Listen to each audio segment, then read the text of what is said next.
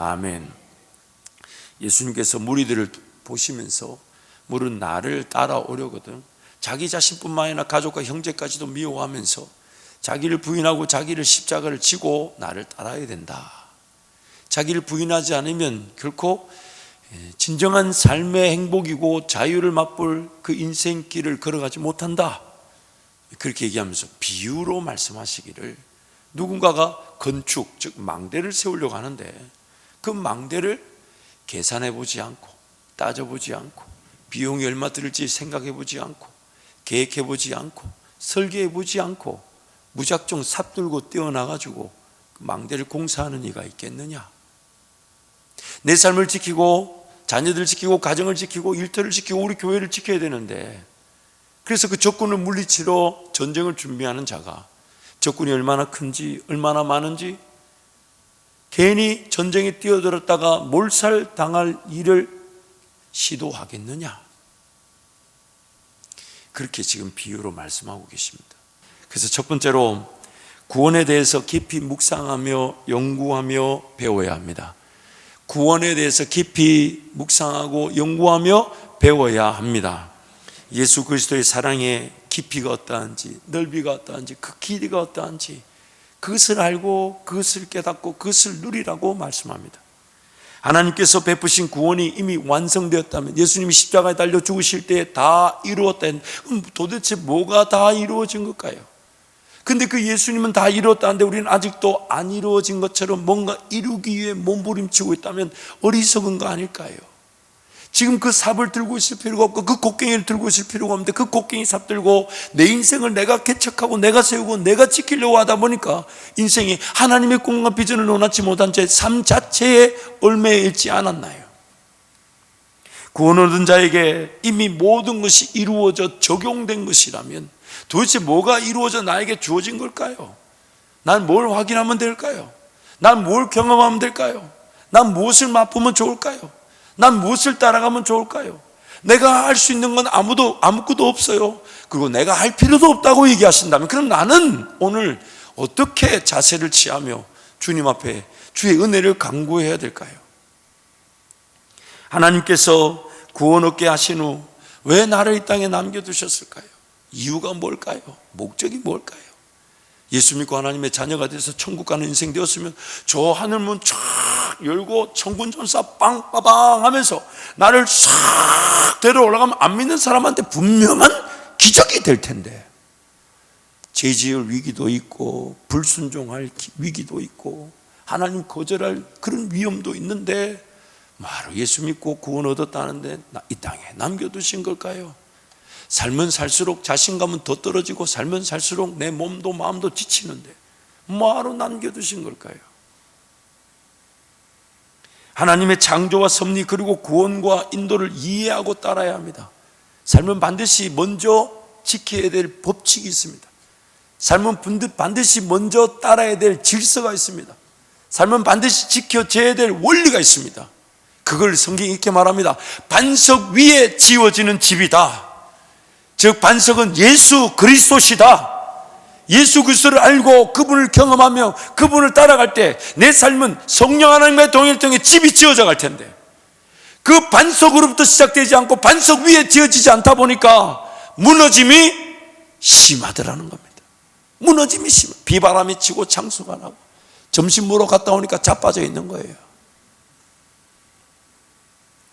그래서 예수 그리스도 그분 안에서 그분 위에서 그분 따라 삶이 시작되고 세워져야 되는 것인데, 그걸 다 무시해버리고 곡괭이 들고 삽 들고 자기 먼저 자기 삶 개척하느라고 뛰쳐나가는 어리석음을 내려놓으라는 겁니다.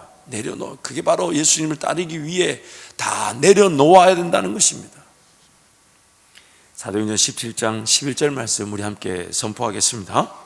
베레아에 있는 사람들은 데살로니가에 있는 사람들보다 더 너그러워서 간절한 마음으로 말씀을 받고 이것이 그러한가 하여 날마다 성경을 상고함으로. 이것이 그러한가 날마다 성경을 상고한답니다. 말씀을 통해 배우고 난 다음에 과연 이것이 어떤 능력이 있을까? 내 삶에서 이건 어떻게 맛보아지게 되는 건가? 내 삶에서 이것이 어떻게 경험되는 건가?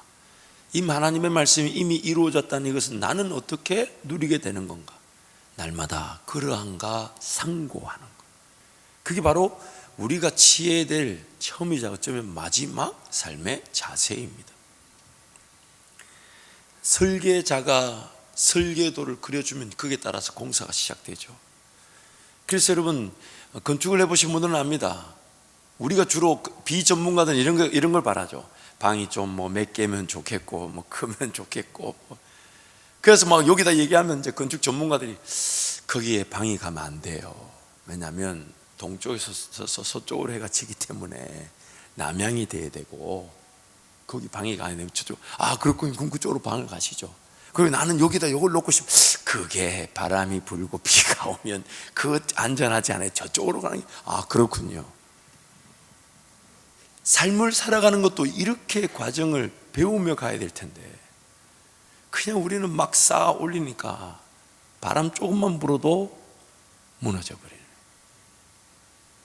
조금만 흔들려도 그렇게 쌓을 때는 힘들었는데 그게 그렇게 힘이 없이 사라질 줄 아무도 몰랐을 거예요.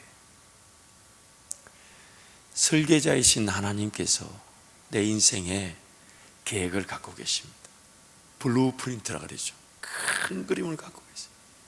그것은 어린 시절 배움을 통하여 또 20, 30대에는 그런 어떤 도전과 연습을 통해 시행착오도 겪기도 하면서 다져지게 하셨어요. 40, 50대 넘어가면서 그것이 영향력을 나타내면, 그래서 그의 노년은 잎이 청청하고 물줄기가 마르지 않는, 열매를 거두고 영원히 열매를 거두는 그런 인생으로 우리를 계획하고 계신데, 우리는 자꾸만 설계자 되신 하나님께 묻지 않고 무작정 살아가려고 한다는 것입니다. 잠언 16장 9절 말씀 우리 함께 선포하겠습니다. 사람이 마음으로 자기의 길을 계획할지라도 그의 걸음을 인도하시는 이는 여호와시니라. 잠언 16장 3절을 개역개정과 세번역 두 번역으로 함께 읽겠습니다. 너의 행사를 여호와께 맡기라. 그리하면 내가 경영하는 것이 이루어지리라. 내가 하는 일을 주님께 맡기면 계획하는 일이 이루어질 것이다. 내 삶을 하나님께 맡길 때 하나님 나에게 경영, 즉 나로 하여금 계획하게 하시고, 그 계획한 것을 품고 기도하게 하시고 그것이 이루어지게 하신다는 것입니다. 그래서 빌립보서 2장 말씀에 뭐라고 얘기냐면, 일을 행하시는 여호와는 너희 마음에 소원을 두고 그 일을 이루신다는 거예요. 이 계획이라는 것이 왜 필요하냐면, 우리는 인생이 한계가 있다 보니까 좀 더 큰 열매, 큰 성취를 보기 위해서는 하루 이틀 혹은 1년 안에 일이 되어서 큰 열매를 보는 경우는 없습니다. 하나님은 큰 영광을 받기를 원하시니, 물론 순간순간의 열매가 큰 그 목적지를 향하는 디딤돌이 되게 하시겠지만, 하나님은 우리 인생의 큰 그림을 가지고 계획하세요. 전도서 9장 10절 말씀 세번역으로 우리 함께 읽도록 하겠습니다. 내가 어떤 일을 하든지 내 힘을 다해서 하여라. 내가 들어갈 무덤 속에는 일도 계획도 지식도 지혜도 없다. 내 삶에 하나님의 꿈이 없다, 비전이 모른다, 또 하나님과 함께 동행하며 계획하지 않는다, 그래서 지혜와 지식이 없다, 살아있으나 죽은 것일 수 있습니다. 살아있으나 죽은 것일 수 있습니다. 하나님 나에게 내 인생의 영광 받을 계획이 없으시겠습니까?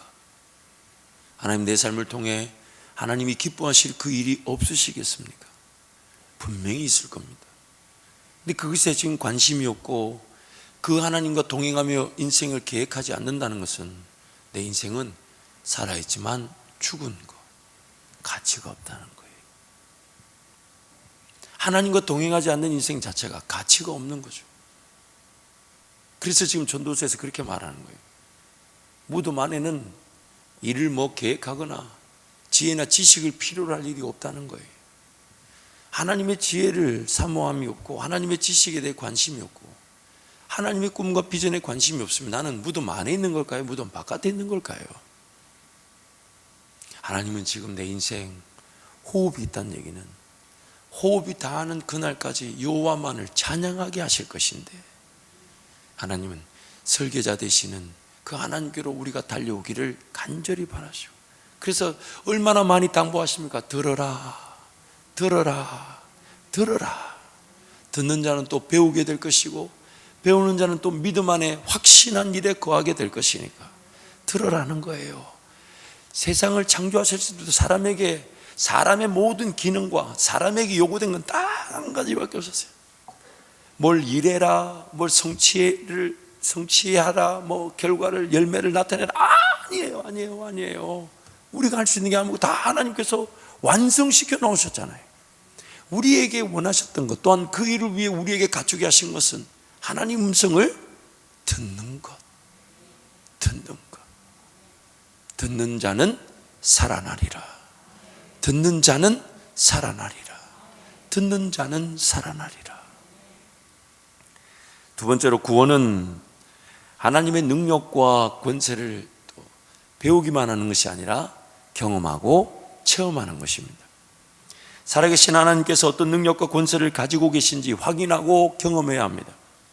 하나님께서 자기 아들을 아끼지 않으시고 자기 백성들 우리를 위해 내어주셨다면 그 은혜가 무엇인지 맛보고 경험해야 합니다. 나의 삶의 현장에서 하나님을 만날 기회를 자꾸 찾아야 돼요. 자꾸 구해야 돼요. 자꾸 두들겨야 돼요. 어떻게 하면 하나님을 만날까? 이 방법일까? 이 길일까? 이 사람과의 관계일까? 저걸까? 저런 아이디어일까? 저런 계획일까? 자꾸 두들겨보는 하나님, 나는 하나님 어떻게 만나게 됩니까? 하나님 어떻게 경험하게 됩니까? 이거 일입니까? 저 방법입니까? 이 욕입니까? 저깁니까?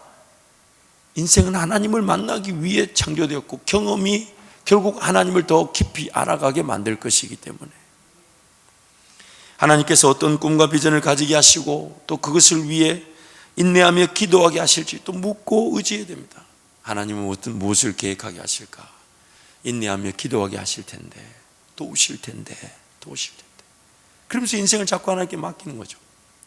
저도 하나님, 제 인생 한바지교회 담임 목사로 세워진 것만 해도 영광이지만 이 은혜는 더 놀라운 은혜의 시작일 거니까. 왜? 은혜 위에 은혜를 하셨으니까. 하나님, 저는 한바지교회에서의 담임 목사 역할이 끝나면 뭐 해야 됩니까? 이렇게 기도하는데 어느 날 좋은 기도 제목이 하나 깨달아졌어요. 한번 들어보세요. 얼마나 좋은지. 따라 하셔도 괜찮아요. 내 거라고 주장하지 않겠습니다. 뭐 밥만 한 그릇 사주시면 좋겠어요.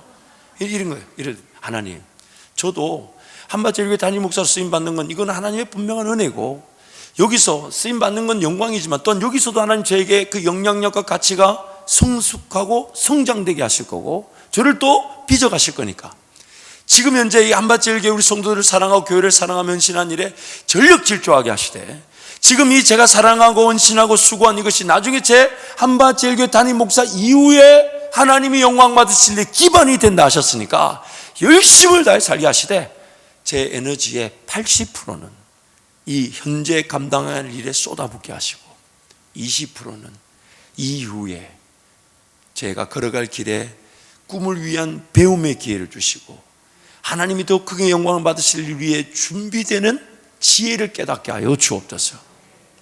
제가 그 기도 제목을 발견하니까 속이 시원하더라고요. 걱정을 안 해도 이게 그렇구나.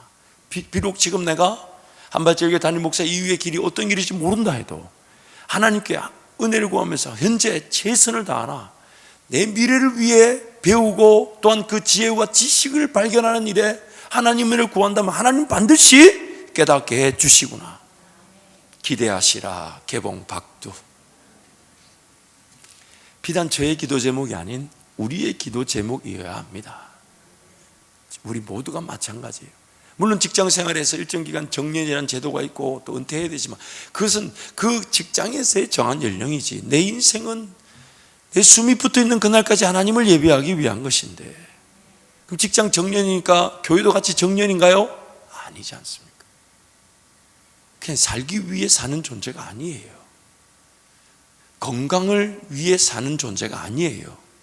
건강해야 합니다. 그러나 건강이 삶의 목적일 수가 없습니다. 하나님 분명히 내 인생이 남겨진 시간 동안 영광을 받으실 것인데 그럼 그 일이 무엇일까? 물론 그 기본적인 것은 예배자와 기도자로 살아가는 것이겠지만 중요한 것은 그 예배자와 기도자의 그 교회 공동체와 그 예배자의 삶은 하나님을 경험하는 그 감격의 예배를 드리기 때문에 예배하지 않으면 안 되는 겁니다. 예배 자체가 목적이라기보다는 예배하지 않으면 안 되는 하나님을 만나 외쳐 부르며 하나님을 찾을 수밖에 없는 게 예배자예요. 그런데 하나님은 더 깊은 임재와 말씀으로 우리를 새롭게 하시니까 또 삶을 살아가면서 하나님을 더 경험할 기대를 가치를 안고 예배 자리에서 삶을 향해 출발하는 거예요. 지난 일주일 동안 하나님 내 삶에 베푸신 은혜에 감사함으로 예배를 드리고, 그런데 하나님은 더 큰 은혜를 주셔서 또 살아갈 삶의 자리에서 얼마나 하나님을 경험하게 하실지, 얼마나 하나님을 누리게 하실지, 얼마나 하나님을 맛보게 하실지. 그래서 다음 주 예배는 그 감사와 감격을 가지고 예배하러 안 오면 안 되는, 코로나 이거 개의치 않는 거예요. 날씨 춥다 신경 쓰지 않는 거예요. 나에게 베푸신 하나님 은혜와 능력이 지극히 감당하기 어려울 만큼의 감격과 감사인데, 그래서 예배하러 달려 나오는 것입니다. 그걸 몰라서 그냥 억지로 끌려 나오는 인생의 때가 있었다 해도 궁극적인 예배의 목적은 하나님 은혜를 만끽하고 누리고 경험하여서 그 하나님을 내가 감사로 찬양하지 않으면 안 되는 거, 더 놀라운 은혜를 기도하지 않으면 안 되는 게 우리의 예배고 우리의 인생인 것입니다. 하나님을 경험하기 위해 창조되었고, 또한 구원 즉 재창조되었습니다. 하나님을 맛보기 위해 살아가는 것이며 하나님을 경험하는 것으로 하나님을 더 알아가게 되는 것입니다. 그러므로 세 번째, 지식 없는 경험도 위험하지만 경험 없는 지식은 더 불행합니다. 지식 없는 경험도 위험하지만 경험 없는 지식은 더 불행합니다. 지식이 없는 경험은 사람을 괴롭힙니다. 하나님을 알지 못하니까 자꾸만 경험만 추구하다 보니까 어디서 안수해서 기적 준다니까 거기 가고, 짧은 시간 안에 뭐 말씀을 통달시킨다니까 이단인 줄 모르고 거기 빠지는 겁니다. 지식 없는 경험이 사람을 위험에 빠뜨리고 괴롭히는 것입니다. 요한복음 14장 6절 말씀 우리 함께 선포하겠습니다. 예수께서 이르시되 내가 곧 길이요 진리요 생명이니 나로 말미암지 않고는 아버지께로 올 자가 없느니라. 예수님이 우리를 만나 주시면서 이렇게 얘기하시는 거예요. 자, 내가 너 인생길을 안다. 그러면서 너 어디로 가야 될지 지도가 여기 있다. 이 지도를 다 받았는데 우리가 죄로 말미암아 타락하다 보니까 이거 뭐 믿을 수가 없어. 이거 예수가 누군데? 그러고 살았어요. 왜 거기서 좌회전해야 되는데? 왜 거기서 우회전해야 되는데? 왜 거기서 유턴해야 되는데? 지가 뭔데? 내 주먹을 믿어라. 그런 말을 꼭 하지 않았다 해도 인생을 그렇게 살더라는 겁니다. 히브리서 4장 15절 말씀 우리 함께 선포하겠습니다. 우리에게 있는 대제사장은 우리의 연약함을 동정하지 못하실 리가 아니요 모든 일에 우리와 똑같이 시험을 받으신 이로되 죄는 없으시니라. 내가 걸어간 길을, 모든 길을 예수님이 걸어가 보셨고, 그래서 이렇게 얘기하죠. 내가 아니면 하나님께로 올 자가 없다. 그러면서 우리에게 지도를 주셨어요. 주의 말씀은 내 발의 등이요 내 길의 빛이니이다 주셨는데 이걸 덮어놓기만 해가지고, 갑자기 웃음이 나오는 거는 안 덮어두신 것 같아 보니까. 감사하네. 참 여러분 뻔뻔하네요 보니까. 이걸 덮어놔도 되겠습니까? 여러분 덮어놔서 되겠습니까? 지금 이게 내 인생의 지도라 그러는데 반드시 걸어가야 되는 길을 안 걸으면 안 되는 인생길인데 지도라 그러는데 주일날 한 번 올 때 펼치는 그런 책으로만 여기가 되겠습니까? 심지어 이걸 양식이라고까지 하지 않습니까? 그래서 오늘 우리의 관건은 뭐냐면 정말 예수님 그분의 음성을 듣고자 하고 분별할 줄 알고 주야로 그것을 묵상하고 그것을 배우고자 하고, 그럴 때 나에게 믿음이 주어지고 그 믿음의 길을 우리는 걸어갈 때 역사를 보게 되는 것입니다. 우리 사무엘상 15장 22절 말씀 우리 함께 선포하겠습니다. 사무엘이 이르되 여호와께서 번제와 다른 제사를 그의 목소리를 청종하는 것을 좋아하심같이 좋아하시겠나이까. 순종이 제사보다 낫고 듣는 것이 순양의 기름보다 나으니. 그의 목소리를 청종하는 것보다 그 어떤 것도 귀하지 않습니다. 듣는 것이 세상 나가 열심히 벌어서 헌금하고 선교하는 것보다 듣는 것이 낫습니다. 예수님 나사로의 집에 방문하셨어요. 그러니까 그 언니 마르다가 분주하게 예수님 대접하려고 막 음식을 만드는데, 동생 마리아는 예수님의 발 앞에 앉아서 예수님 음성만 듣고 있으니까 마르다가 뿔이 나가지고, 아니 저기 지금 나를 도와야지 뭐 하는 거냐고 가서 예수님께 한마디 합니다. 예수님, 지금 잔치를 준비해야 되는데 저기 지금 나를 돕지 않고 예수님 앞에 그만 앉아가지고 무슨 일입니까? 예수님이 뭐라고 얘기하십니까? 마르다야, 마르다야, 네가 여러 가지 일로 분주하나 마리아는 더 좋은 편을 택했다. 세상 나가 열심히 사는 것도 하나님 은혜가 필요합니다. 또한 그 가운데서 하나님께서 복을 주시면 또 더 많이 베풀고 나누고 섬기게 될 것입니다. 그런데 예수님은 그렇게 분주하고 바빠서 음성에 관심 없고 음성을 듣지 않은 채, 그리고 열심히 살아서 뭔가 열매를, 뭐 좋은 잔치 예물을, 뭔가 헌물을, 그거를 기대하시는 분이 아니에요. 지금 예수님하고 눈을 마주치면서 예수님 음성을 듣고자 하고, 나도 그게 반응해서 고백할 줄 알고, 그게 나 예수님 느껴지니까 감사하고 찬양하고. 근데 예수님은 푸른 초장으로 내 인생을 인도하시듯 일용할 양식을 먹여주시면서 내 인생을 걸어가게 하시니까, 내가 가는 것은 더 예수님과 시선을 맞추고 더 예수님 음성을 듣고자 하고, 더 예수님 음성에 나도 반응하여 감사하고 찬양하고자 하고 예배하고자 할 때, 그러다가 우리는 진짜 예수님을 얼굴 대 얼굴로 만나게 되는 것이죠. 그러므로 오늘 우리 하나님은 자꾸 우리를 들으라고 말씀하시죠. 들으러 오라고, 배우라고. 예수 그리스도를 아는 지식에까지 자랄지라. 그렇게 말씀하시고, 신명기 5장 1절 말씀 우리 함께 선포하겠습니다. 모세가 온 이스라엘을 불러 그들에게 이르되, 이스라엘아, 오늘 내가 너희의 귀에 말하는 규례와 법도를 듣고 그것을 배우며 지켜 행하라. 규례와 법도를 듣고 배우며 그것을 지켜 행하라. 마태복음 11장 29절 함께 선포합니다. 나는 마음이 온유하고 겸손하니 나의 멍에를 메고 내게 배우라. 그리하면 너희 마음이 쉼을 얻으리니. 내게 배우라. 그러면 우리가 쉬게 된답니다. 왜 삶이 힘든 줄 아십니까? 예수님의 지혜가 없어서 그렇습니다. 예수님이 일을 하시면 1시간 만에 할 건데 그 지혜가 없다 보니까 1000년이 걸려도 안 되는 일이 있습니다. 기억하십시오. 주께는 1000년이 하루 같고 하루가 1000년 같다는 것을 잊지 마십시오.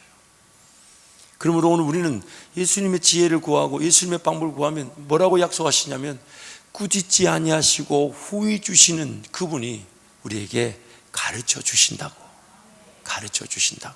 약속해 두셨습니다. 사랑하는 성도 여러분, 연말 연시 이제 한 주 남았죠. 송구영신 예배가 안전하고 건강할 수 있도록 여러분 자리에서 코로나 동선을 아껴가면서 미팅이나 만남을 자제하면서 또한 성찬을 준비하는 마음으로 예배를 사모하고 준비해 주십시오. 그리고 무엇보다도 하나님을 알아가야 합니다. 하나님을 배워야 합니다. 이미 나에게 주신 은혜가 뭔지를 깨달아야 합니다. 그것을 토대로 결정하고 그것을 토대로 시작하고 그것을 토대로 인생을 걸어가야 하는 것입니다. 그럴 때에 하나님 반드시 그 설계자 하나님께서 우리에게 마음의 소원으로 계획하게 하시고 인내하며 품게 하시고 견디게 하시고 참게 하셔서 그 놀라운 우리 삶이 풍성한 열매를 맺는 은혜 자리에 우리 모두 이르게 하실 것입니다. 그래서 2022년 교회의 말씀과 표를 우리 함께 선포하도록 하겠습니다. 함께 선포합니다. 하나님의 말씀과 기도로 거룩하여 짐이라. 내가 이것으로 형제를 깨우치면 그리스도 예수의 좋은 일꾼이 되어 믿음의 말씀과 내가 따르는 좋은 교훈으로 양육을 받으리라. 말씀과 기도로 양육을 받으리라. 아멘. 이 시간 한번 동서로 같이 기도하겠습니다.